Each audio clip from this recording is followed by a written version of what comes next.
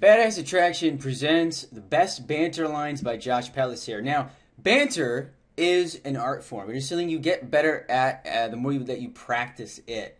But one thing I've discovered is that there's a certain quality to delivering the lines that we're going to go over. You want to be confident, but you don't want to sound like a salesman, like you memorized the line. You got to own these lines. And the goal is to come off in very like you don't give a shit. And the problem a lot of us have when we're starting out is that we have too much of a shit. And you can hear that when you're talking to a girl if you're too needy or you care too much. So just listen to some of these lines and we'll try to get a little deeper into the art of banter. So here's some banter lines for the beginning of a conversation. Say, did you come over here just to flirt with me? Now, you know, the average nice guy dude is going to be, oh, I don't know, how am I supposed to say that? You really have to. What I do is this. This is just my style. I'm an older brother, so I'm used to picking on people. So I want you to think of somebody in your life that you've picked on, or if you've been picked on, you can kind of imagine that the roles are reversed. But think of somebody that you pick on really easily, because everything you deliver here is going to have that I'm picking on you kind of ribbing vibe. Remember, the big turnoff for women is when you're too much like, oh, you're a princess and you're so perfect and I just want to kiss your ass. But when you have the attitude of like, I'm going to give you shit, that's what starts attraction. So you want to like deliver this line like you were ribbing somebody or giving them shit, but in a fun way. You know, did you come over here just to flirt with me? Oh, God, what am I going to do with you? You know, I can tell just by looking at you that you're trouble.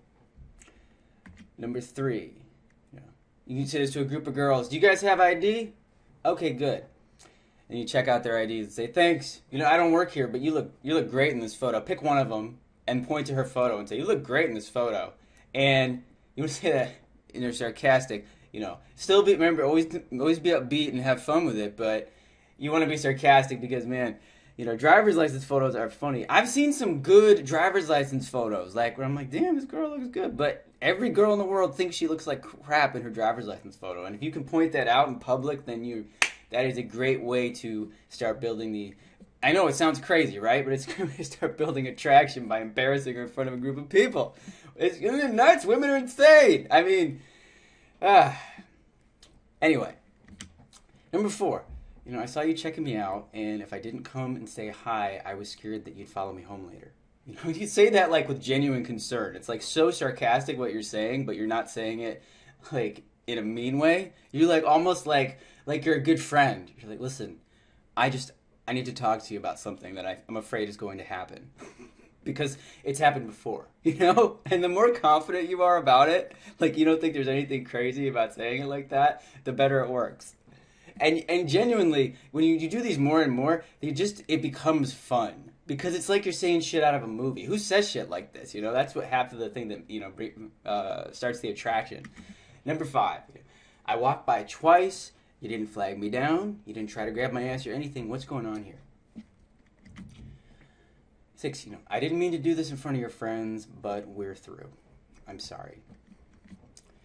And then, of course, you know, that's all for the beginning of a conversation. Now, banter for the middle of a conversation is essential because this is where a lot of us, even if we're experienced, your brain just freezes up. Suddenly you realize, hey, this is going pretty good. And then you're like, you have nice shoes. You know what the hell to say. So here's some stock lines that are really funny. Number 1, you know, you'd better get back to your friends before they realize you're over here flirting with me. Go. You know, you can like push her. Go, get out of here. Number 2, you're cool. You can help me pick up chicks. You can deliver that with a lot of like you're excited. Like, all right, I got a wingman. 3, you can say, I'm too high maintenance for you. I'm too high maintenance for you. Number 4, you'd look cute with a fanny pack. That's a really, this is obviously, you don't just want to, you know, you want to time it. Timing is half of it, but it is a pretty funny thing to say. Like if you just like you're looking at each other, checking her out, and then you're like, you'd look cute with a fanny pack. It's so, again, it's like ribbing them. Like, dude, when you say it, just takes that pressure off yourself. That like, oh, I gotta be this nice guy, or I gotta be this sweet guy, and it brings that levity back to the conversation. Number 5, is that what you say to all the guys? Number 6, let's see if we can find you a man. You could even just look around the bar and just be like, that guy looks cool, you know? You know, and then they're like, I swear, if you can get a woman to want to punch you, like, you know, not punch you, you know, smack you, but not punch you, that's when the attraction begins. Number 7, I'm so attracted to you in a totally non-sexual way. And if she drops or spills something, this is great. This is a great opportunity. I would say, wait a beat, like let it settle in, you know, so there's a moment where she feels awkward, and then say, see, this is why we can't have nice things. Or, number 2, relax, you're going to hurt yourself. Or you even like pat her hand, you know, relax, you're going to hurt yourself. And then I actually like number 3, where she just look at him and go, it's a good thing you're pretty. Or, it's a good thing you got looks, you know. And if, of course, she says something ridiculous, that clearly your boyfriend isn't spanking you enough. And then, the final one here, you say, I gotta go, I left a knife in the fork drawer. And it's like, again, it doesn't make any sense, but it keeps, believe me, this shit works. It keeps it funny. And you gotta go out, try this when you're actually talking to women. You know, it might feel awkward at first, but this shit works. It's fun to do once you get over the nervousness of it. So, for more of Josh's stuff, check out what's in the link box below this video. Have fun. Don't take it too seriously, and get laid.